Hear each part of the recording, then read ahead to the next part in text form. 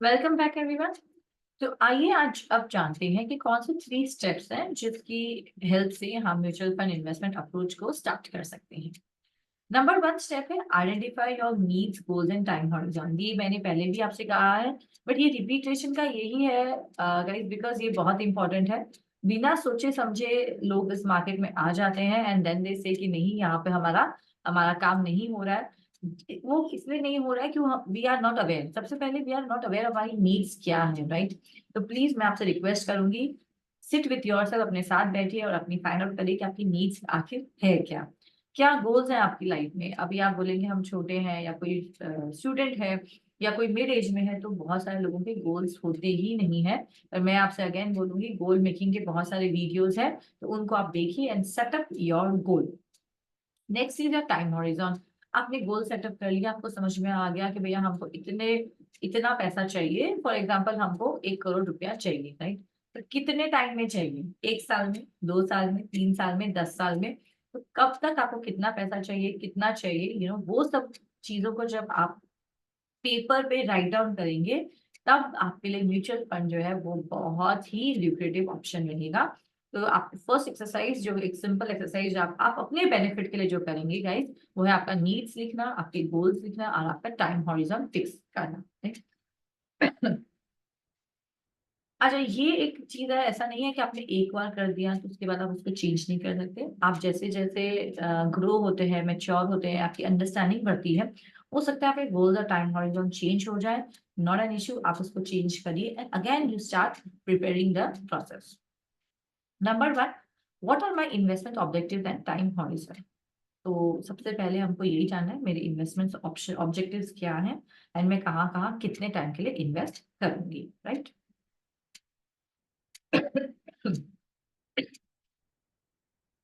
How much risk am I willing to take. आप कैसे risk ले सकते हैं, मॉडरेट, हाई और low. What is my cash flow requirements. Cash flow requirements क्या होता है, जैसे कि मंथली आपको कुछ खर्चा करने के लिए, पर्सनल एक्सपेंसेस के लिए आपको पैसा चाहिए, राइट। उसको हम दूसरी लैंग्वेज में बोलेंगे ड्रॉइंग्स, अकाउंटिंग लैंग्वेज में। तो उसके लिए आपको कितना पैसा चाहिए, 10,000 चाहिए, 1 लाख चाहिए, या आपको उससे भी ज्यादा चाहिए, क्या आप कितना पैसा आपको लगेगा, उसके हिसाब से ही आपको म्यूचुअल फंड में इन्वेस्ट करना चाहिए। वैसे एक बहुत इंटरेस्टिंग थिंग अभी म्यूचुअल फंड में मैंने देखी है, दैट इज SWP। अभी SWP क्या है, it's a systematic withdrawal plans.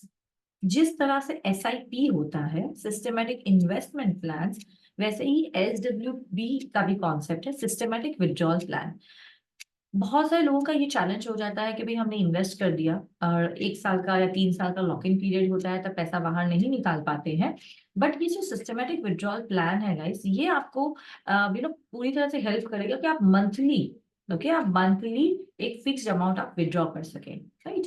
तो अब ये कैसे होगा, क्या होगा गाइस, उसके लिए आपको वेट करना होगा मेरे नेक्स्ट वीडियो का, जहां पे मैं प्योरली सिर्फ सिस्टमैटिक विड्रॉल के प्लान के बारे में बात करूंगी। और मैं आपसे ये भी बताऊंगी कि कौन से सेक्टर्स हैं, ओके, और किस टाइप के म्यूचुअल फंड आपको लेने चाहिए अगर आपको सिस्टमिक विड्रॉल प्लान आपको चाहिए।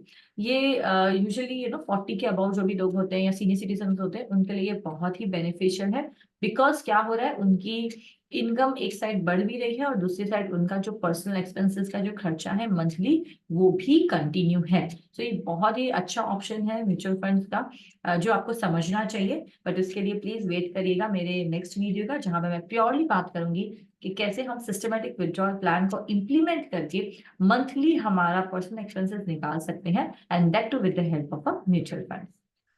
चलिए ना, अब चलते हैं नंबर 2 स्टेप पे। Choose the right mutual fund. For example, मैंने अभी आपसे कहा अगर आपको SWP में जाना है, तो मैं आपको बताऊंगी कि कौन से म्यूचुअल फंड आपके लिए बेनिफिशियल है, राइट। सो अब आपको, और अगर ठीक है, अगर आपको ये नहीं करना है तो आपके पास और दूसरे ऑप्शन है, तो वहां पे आपको क्या ध्यान रखना होगा। The track record of performance over the last few years. जब भी आप म्यूचुअल फंड खरीदते हैं, प्लीज उसका पास्ट परफॉर्मेंस देखिए कि कैसे उसने परफॉर्म किया है, कितना रिटर्न दिया है उसने, ROI क्या है उसका, and accordingly you should choose a mutual fund. How well the mutual fund has been constructed the portfolio, very important guys, कि म्यूचुअल फंड, मैं आपको आगे सीरीज में मैं दिखाऊंगी कि एक अगर म्यूचुअल फंड है, फॉर एग्जांपल HDFC का है या मोतीलाल ओसवाल का, कोई भी म्यूचुअल फंड है ना गाइस, तो वो लोग कहाँ इन्वेस्ट कर रहे हैं वो भी अपन को क्लियरली पता चलता है। I don't know how many of you are aware of this things, but उनकी top 10 companies, okay, top 10 companies जहाँ पे उन्होंने इन्वेस्ट करके रखा है, we can see all those 10 companies, right, वो अवेलेबल रहती है वेबसाइट पे, you all can go and search also. तो वो आपको जानना जरूरी है, उससे आपको क्या समझ में आएगा कि भैया ये म्यूचुअल फंड कहाँ, कौन सी कंपनी से पैसा लगा रहा है, ये कंपनी सही है या नहीं है। तो प्लीज म्यूचुअल फंड का भी पोर्टफोलियो आप चेक करिए before you choose the right mutual fund for yourself. Degree of transparency, fact sheets के अंदर ये सारी इंफॉर्मेशन आ जाती है, और भी इंपॉर्टेंट इंफॉर्मेशन आती है गाइस, कि कौन मैनेज कर रहा है, कितने टाइम से चल रहा है, क्या उसका मिनिमम अमाउंट है इन्वेस्टमेंट का, और डिफरेंट उसके सारे फाइनेंशियल उसके अंदर आ जाएंगे।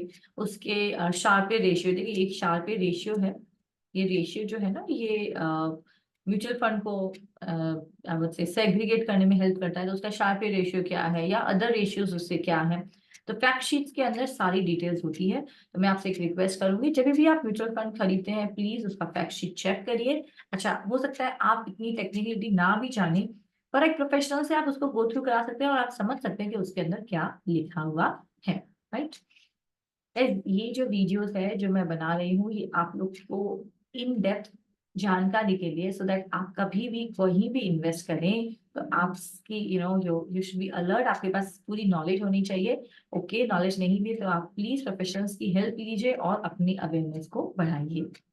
Next is what, step 3, select the ideal mix of scheme. देखिए बहुत सारी स्कीम्स हैं म्यूचुअल फंड्स की, मैं आगे चल के आपको दिखाऊंगी कितनी सारी स्कीम्स आ रही है, और एवरीडे वो एड ऑन होती ही जा रही है। हर दिन आप देखेंगे, अभी जस्ट लास्ट मैंने देखा था एक और नया म्यूचुअल फंड ऐड हुआ है।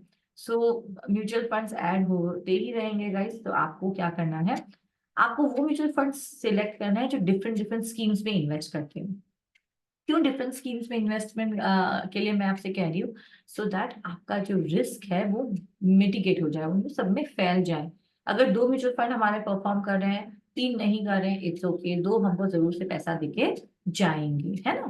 तो इस तरह से हमको उसको पूरा का पूरा सेटअप हमको इस तरह से करना है, कि चाहे कैसी भी मार्केट की सिचुएशन हो, हम कहीं ना कहीं से हमारा पैसा आता रहे, उससे क्या होगा, हमारी लाइफ स्मूथ रहेगी।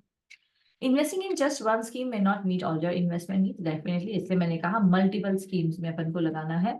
बट एक और कॉशन का वर्ड, मल्टीपल स्कीम्स का मतलब ये नहीं है कि आप है ना 10 20 50 में डाल दें, guys, no.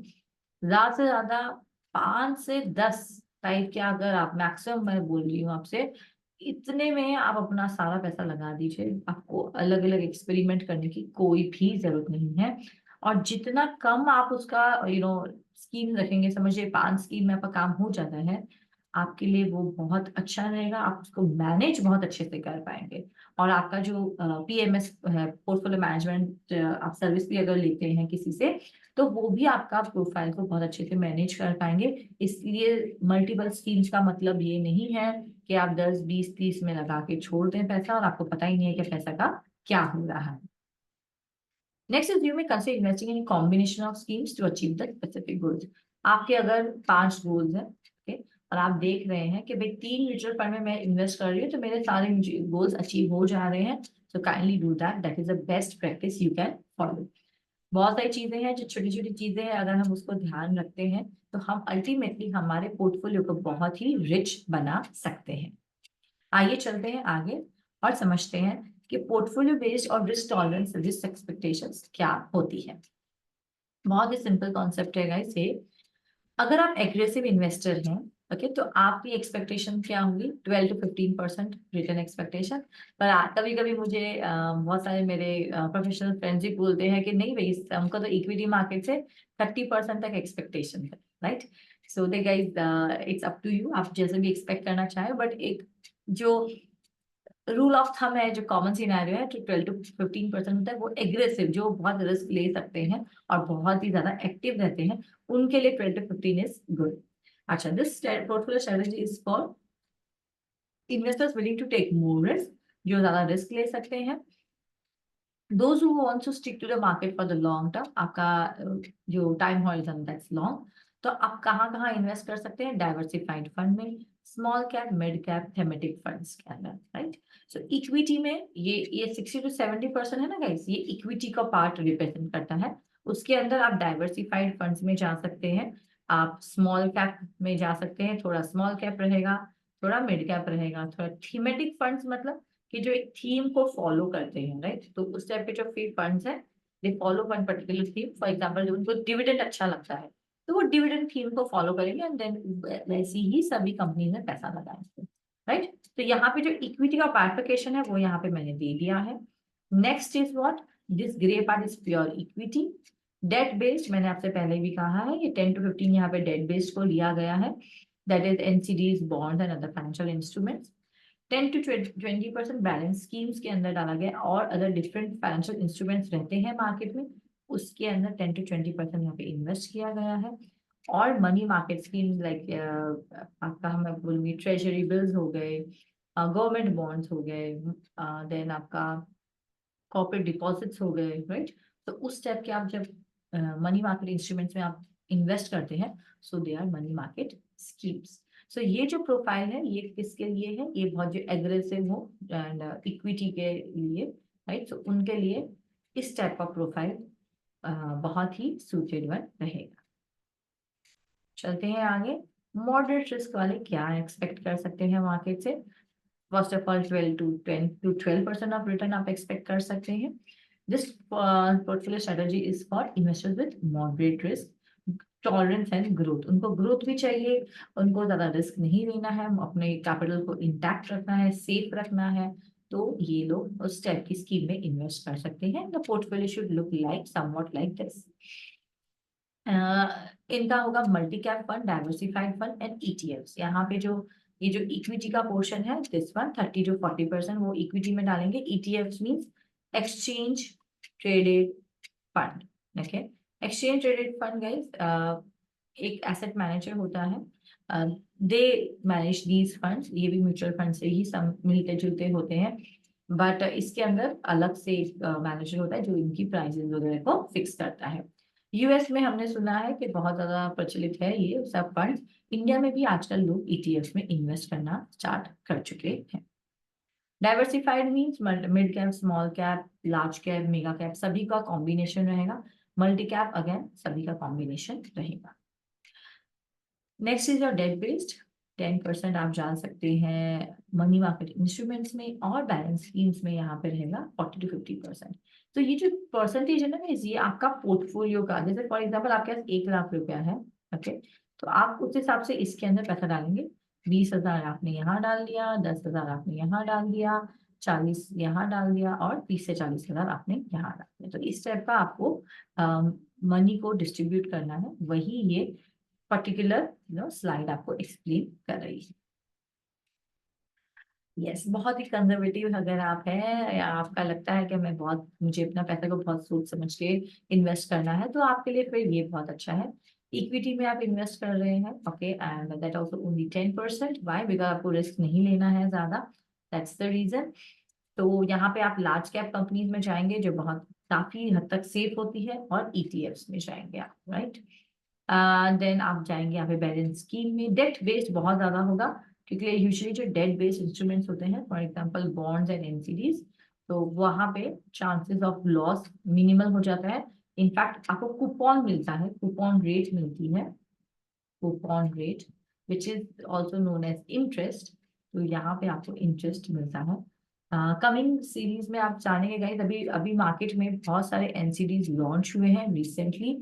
Naming few is Muthoot, Muthoot company का एक आया है, सम्मन का आया है, ओके, सम्मन कैपिटल्स का एक आया है एनसीडी। देन एसबीआई भी लाने वाली है, अदानी का भी आने वाला है। तो मेरे इस सीरीज में आगे मैं इन स्पेसिफिकली सिर्फ फंड्स पे, एनसीडीज पे ही बात करूंगी, जहाँ पे मैं आपको एक एक एनसीडीज की क्वालिटीज वगैरह सब समझाऊंगी, राइट। तो स्टे ट्यून विद मी। अपन आगे वीडियोस में जानेंगे कि एनसीडीज कैसे होती है, कितना अपने आप इसमें इन्वेस्ट करके कितना आप इस पर रिटर्न भी, आरओआई भी अर्न कर सकते हैं, right. So thank you and bye bye for today. आज के लिए इतना ही, नेक्स्ट वीडियो में मिलते हैं आपसे। Thank you guys.